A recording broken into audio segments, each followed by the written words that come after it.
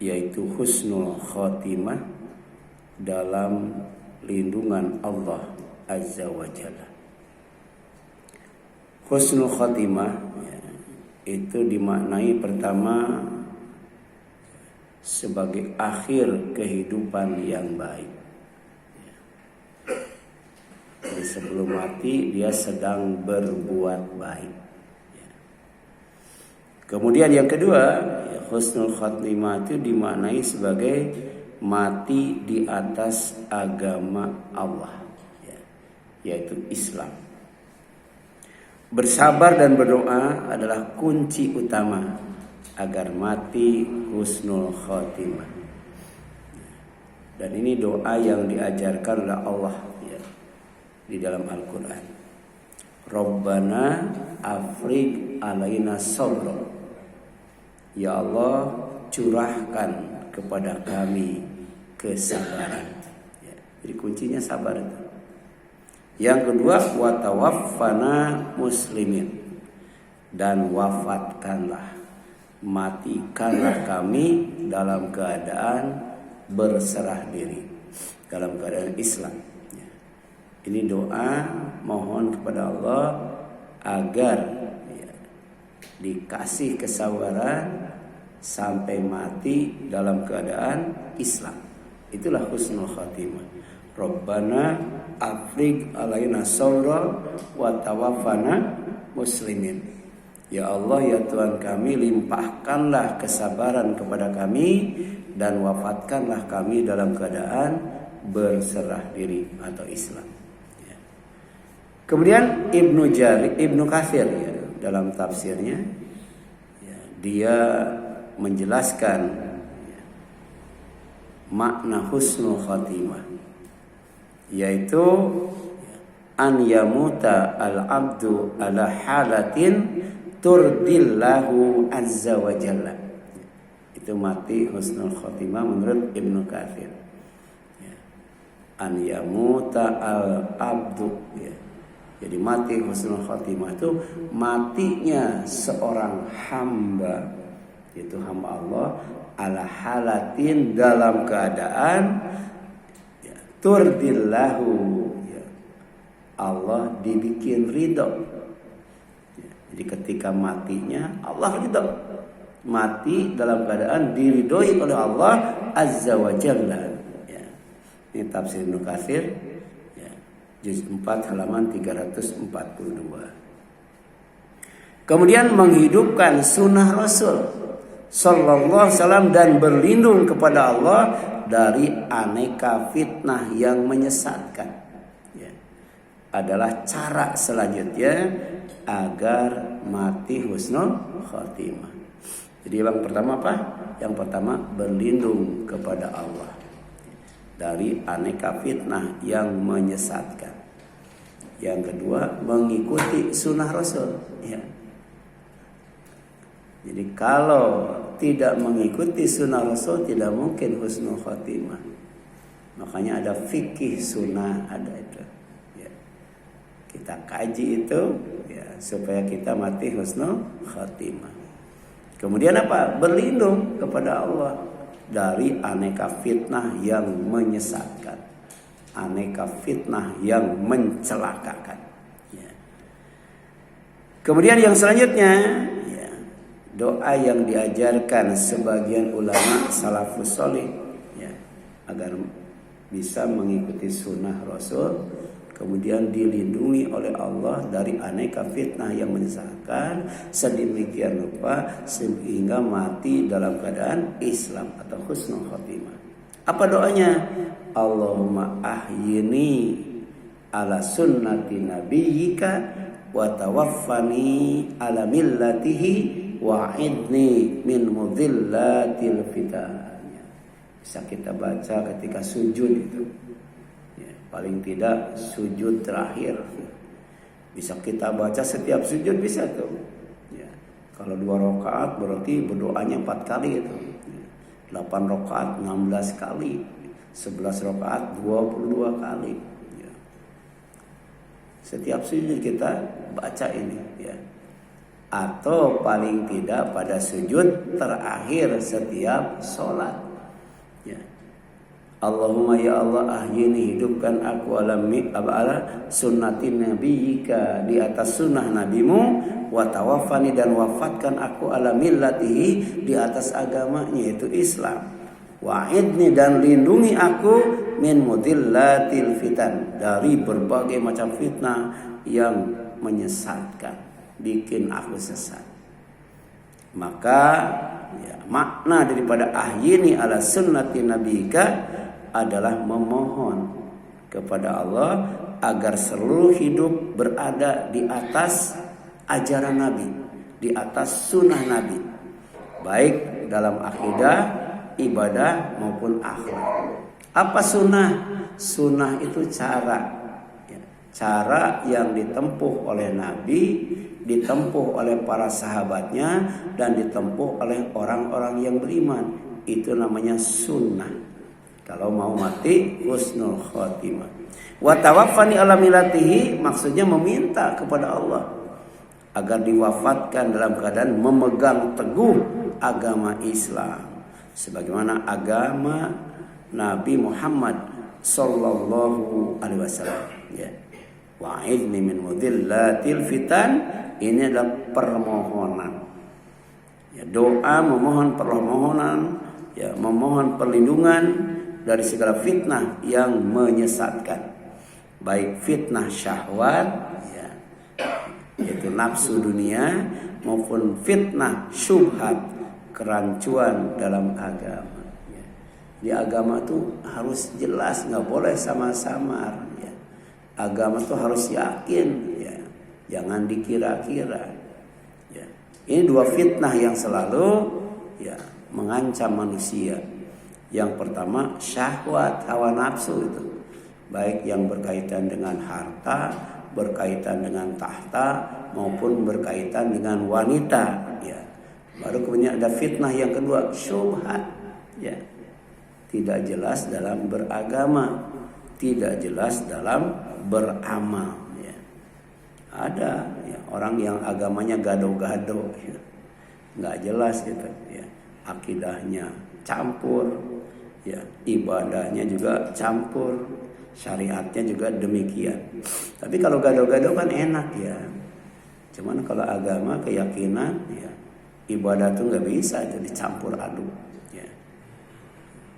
Apa faidah daripada doa ini? Pertama, ya, agar kita tetap atau dawam, ya, dan mantap atau sabat dalam sunnah. Ya, jangan sampai goyah gitu. Ya. Yang kedua, agar mati husnul khatimah, akhir hidup dalam Islam. Ya. Jadi setiap perjalanan akhirnya baik. Ya. Gitu. Dari mulai alam dunia, alam kubur, sampai kemudian alam akhirat, endingnya itu adalah baik. Ya. Kemudian yang ketiga, ya, adalah berlindung dari fitnah dunia dan fitnah agama. Ya. Nah, selanjutnya jaga yang namanya iman, jaga yang namanya takwa, dan jaga yang namanya Islam. Ya. Kenapa? Dengan iman pasti hidup aman, dengan Islam pasti hidup selamat, dengan takwa insya Allah oleh Allah dijaga dari neraka, dimasukkan ke dalam surga, dalam ampunan Allah, dalam rahmat Allah. Ya. Jadi jaga iman, jaga takwa, dan jaga Islam adalah poin penting, ya, power point agar husnul khotimah. Dan ini selalu dipesankan oleh para khutbah setiap khutbahnya. Ya, para penceramah ketika menyampaikan tausiahnya, yaitu firman Allah dalam Al-Quran, ya ayyuhalladzina amanu taqullaha haqqa tuqatih wa la tamutunna illa wa antum muslimun. Wahai orang-orang yang beriman, ya, hendaklah kalian takwa kepada Allah dengan takwa yang sebenarnya, dan janganlah sekali-kali kalian mati kecuali dalam keadaan Islam. Iman, takwa, Islam. Kalau mau husnul khotimah. Kemudian itu surat Ali Imran ya, surat 3 ayat 102. Kemudian husnul khotimah yang diidamkan ya adalah diwafatkan oleh malaikat dalam keadaan baik atau thayyibin ya, thayyibin nafs ya, serta disambut salam dan dipersilahkan masuk surga. Jadi dicabutnya itu pelan-pelan, lemah lembut ya, malaikatnya juga ya, ketika ya, hadir itu dalam keadaan menyenangkan, dalam keadaan menghibur ya, tidak mengancam dan menakuti dengan tampilan yang buruk, enggak, bagi orang yang punya pribadi yang bagus ya. Kemudian setelah itu ya, dapat sambutan dari malaikat ya, disambut oleh malaikat ya, dengan apa? Dengan salam. Salamun alaikum tibtum fadkhuluha khalidin ya, salam sejahtera ya, aman sentosa ya. Kemudian silahkan kalian masuk ke dalam surga sebagai orang yang bahagia dan beruntung ya. Dipersilakan masuk surga. Dan ini dijadikan penutup dalam surat Al-Fajr itu. Ya ayyatuhan nafsul mutmainnah irji'i ila rabbiki radiyatan mardiyah fadkhuli fi jannati wadkhuli fi ibadi wadkhuli jannati. Wahai pemilik jiwa yang tenang, kembalilah kepada Rabbmu dalam keadaan ridho dan diridhoi ya. Masuklah ke dalam golongan hamba-hambaku dan masuklah ke dalam surgaku. Jadi yang masuk surga itu hamba Allah. Yang masuk surga itu adalah orang yang beribadah kepada Allah. Yang masuk surga itu adalah orang yang ridho kepada Allah, diridhoi oleh Allah. Yang masuk surga itu adalah pemilik jiwa yang tenang dalam ibadah dan amal soleh. Ya. Jadi hatinya itu selalu diupdate, ya. Hatinya itu dirawat, ya, agar kemudian punya ketenangan. Ya, terutama diantaranya ketika dijemput oleh malakul maut ketika sakratul maut. Ya. Kemudian yang selanjutnya alladzina, orang-orang yang tatawaffahumul malaikat, yang diwafatkan, dimatikan oleh malaikat, thayyibina, dalam keadaan baik.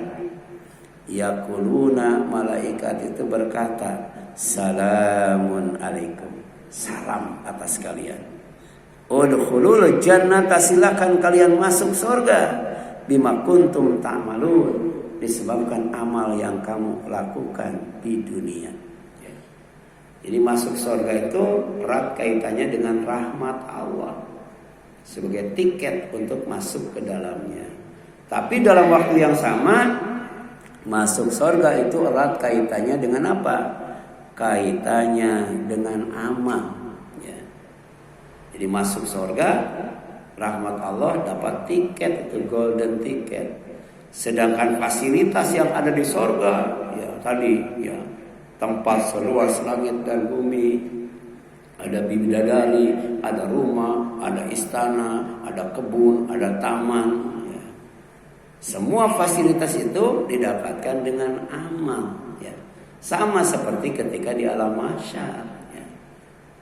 Walaupun panas terik matahari, kalau orang itu imannya bagus, amalnya bagus, walaupun didekatkan ya 1 mil, 1 mil itu 1,5 kilometer itu matahari di atas kepala manusia, tidak akan merasakan panas, tapi tetap akan merasakan sejuk. Ya, dan ini kaitannya dengan amal. Sebab ada yang keringatnya sampai mata kaki, sampai lutut, sampai pusar, sampai dada, sampai mulut, bahkan sampai telinga. Padahal ya, oleh Allah keringat waktu itu ya, jutaan, miliaran, mungkin triliun manusia yang amalnya menyebabkan ya, badannya panas dan mengeluarkan keringat, itu 70 hasta sudah diserap oleh bumi. Jadi buminya bumi yang baru. Jadi keringat yang keluar itu diserap ya sedalam 70 hasta. Tapi masih ada yang keringatnya sampai telinga. Kira-kira ya berapa banyak banjir keringat waktu itu. Dan ini kata Rasul erat kaitannya dengan amal kita. Ya. Makanya dapatkan rahmat Allah, ya, dapatkan karunia Allah Azza wa Jalla. Kemudian yang selanjutnya, terus berada di majelis orang-orang saleh, ya. Jangan gaul dengan orang salah, ya. Majelis, ya. Orang-orang yang saleh itu kan majelis zikir, majelis ilmu, ya. Dan bergaul bersama mereka, warka'u ma'ar raki'in. Hendaklah kalian ruku itu bersama orang-orang yang ruku. Jadi sebagian sholat kita di rumah, sebagian kita sholat di mana? Di masjid. Sejatinya kita sedang ruku bersama orang-orang yang ruku, sampai kemudian kita juga dimatikan bersama orang-orang yang saleh. Dan itu yang kita mohonkan ketika kita bangun tidur. Baca surat Ali Imran 10 ayat terakhir. Kemudian berdoa di antaranya, Rabbana faghfir lana dzunubana wa kaffir anna sayyi'atina wa tawaffana ma'al abrar. Ya Allah, ampuni semua dosa kami, tutupi semua kesalahan kami, wafatkan kami bersama orang-orang yang saleh. Sebab bisa jadi orang itu mati sendirian, tapi bisa jadi matinya mati massal. Kalaupun mati massal, kita sedang mati di majelis ilmu, kita sedang mati di majelis zikir. Nah, gitu. Kemudian ya kita minta ya, kepada Allah Azza wa Jalla ya, agar apa? Agar berada bersama orang-orang yang saleh di majelis ya, majelis zikir, majelis ilmu, dan bergaul bersama mereka agar hidup mulia. Kemudian selamat dari fitnah serta tidak dibinasakan dengan dipotong generasi. Jadi kalau kemudian lewat 20 tahun masih maksiat, lewat 30 tahun masih maksiat, lewat 40 tahun masih maksiat, lewat 50 tahun masih maksiat, lewat 60 tahun masih maksiat, lewat 70 tahun masih maksiat, nggak mau ibadah, nggak mau taat kepada Allah dan Rasulnya, bisanya jadi ya yang di atas 20 itu dipotong generasinya, dimatikan. Dan ini pernah terjadi dan dialami oleh Bani Israel. Ya. Sebelumnya itu disesatkan oleh Allah di padang pasir yang sangat luas. 40 tahun bareng. 40 tahun disesatkan oleh Allah di padang pasir. Ya, mau ke Palestina nggak bisa, mau ke Mesir juga nggak bisa, terus saja tersesat. Ya. Sampai kemudian orang-orang yang berusia 20 tahun ke atas itu dimatikan di padang Sahara, di gurun Sahara yang sangat panas.